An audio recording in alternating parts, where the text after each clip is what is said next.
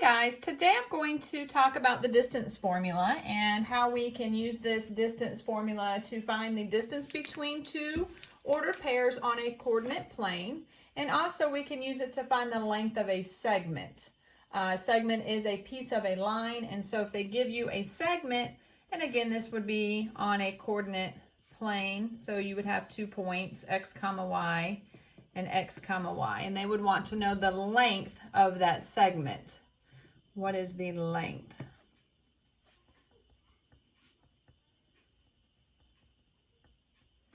And so you can use the distance formula if they ask you to find the distance, or whenever they ask you to find the length of a segment. Some students, when they're asking you to find the length, they get a little confused on what it's asking for or what to use. And so that's simply just figuring out the distance between point A to point B. So how long is that? What is the distance between the two? All right, so the distance formula is D equals the square root of x minus x squared. And sometimes in some books you'll see little subscripts like a 1 and a 2. That just tells you to take the first x minus the second x, but it really does not matter if you name this as your second x and that's your first one, or switch them. So I don't want you to panic and say, well, I had this one as my first point and this one as my second point. So I really usually just drop those little subscripts. It does not matter in the order of your x's, because when you subtract them, after that, you have to square that number, and so it does not matter if this is positive or negative. All right, then you're going to do the same thing with your y's. You're going to subtract your y's. Again, they also would put those little subscripts on there. You don't need them. You can throw them away if it's confusing for you. So you're going to take your x values, whatever these two numbers are that come first in the ordered pairs, you're going to subtract them. And then whatever you get, you're going to square that number. Then you do the same thing with the y's. You take the second number in each of the ordered pairs and you subtract them. Whatever you get, you square it. So you'll have a number here plus another number. You'd add them, take the square root, boom, you're done. You now know the distance between those two values, or those two ordered pairs. And so I'm going to show you an example. You can graph them if you prefer, or you can just write down the ordered pairs. I'm just going to write down the ordered pairs because I think that's a little bit easier. So if I want to find the distance between -7, 0, it's an ordered pair on the coordinate plane, and 5, 5. So I want to figure out how far apart these points are from each other. And of course, distance is always positive. If you find yourself getting a negative number, you've done something incorrectly. I don't care if you walk backwards or drive backwards or run backwards. There's not a negative distance. This is always going to be a positive answer. So if it helps, you can identify your x values and your y's, x and your y, so you know which numbers would go into that first set of parentheses. You don't want to take an x and put it with the y. The x's go together and then the y's go together. All right, so I'm going to write the formula with my numbers plugged in. So I'm going to say -7 minus 5, don't forget your squared, plus 0 minus 5. And I'm just taking my first ordered pair and subtracting my second ordered pair. Again, order does not matter. I could have taken my 5 and subtracted the -7. Does not matter. All right, so from here, I am going to do this without a calculator because it can definitely be done without a calculator. So -7 take away 5 is -12. So I'm doing mental math in my brain. I'm thinking about what this is. That's -12. -12 squared is 144. It's positive. Plus 0 minus 5 is -5. -5 squared is positive 25. These numbers will always be positive because I don't care what you're squaring. A negative number squared is positive. A positive number squared is positive. All right, bring down my square root so I don't lose it. Then when I add these two numbers together, I get 169. The square root of 169 is 13. If you didn't know that, you could have put that into a calculator. Also, you guys have hopefully access to internet if you're watching this video, but if you go to desmos.com, you can type this into the calculator on desmos.com. So you can take this entire piece right here. This is how easy these equations are. you can put this straight into Desmos. It is awesome. Desmos does everything but your laundry for you. Huh.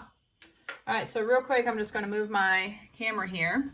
And I am going to type in that equation we just had. So I need a square root sign. So if you go down here to this keypad, you can find the square root button is there. And then I'm going to put exactly what I had on my paper into my calculator on my computer. So I've got the parentheses, -7 minus 5. There's a squared button. This little a squared will give you that squared. Plus, we had 0 minus 5. Again, I need another squared button, so I'm going to hit that squared. And if you notice over here on the right, there's your answer. It does all of the work for you, so you don't have to figure out what -7 minus 5 is. You don't have to figure out what 0 minus 5 is, and then what their squared values are, add them together, any of that stuff. You just plug it straight into Desmos. How awesome is that? We love this calculator. Again, that's desmos.com. All right, so let me show you another example. Come back over here to my fancy stand. All right, so that is easy peasy.